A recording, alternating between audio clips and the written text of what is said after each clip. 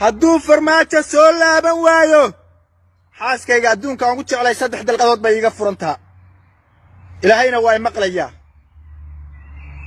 oo wallaahi ilaahay waxaan ka baryayaa oo raxmaan ka baryayaa oo raxiim ka baryayaa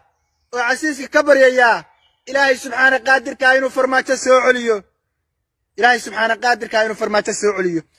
ilaahayow waa ii jeedaa ilaahayow rabbigadow xaaskayga baan fura ilaahayow rabbigadow xaaskayga iga furman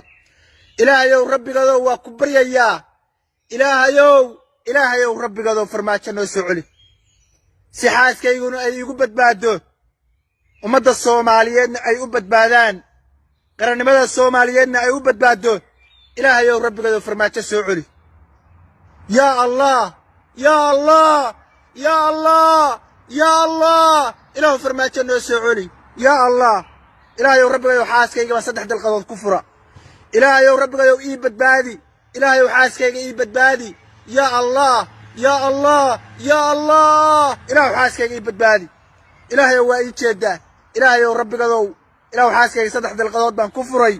إلهي ورب قدو وكبرية إلهي وفرماتش نوسي علي سي حاسكي يقو بدبادو ومدى الصوماليين أيو بدبادان يا الله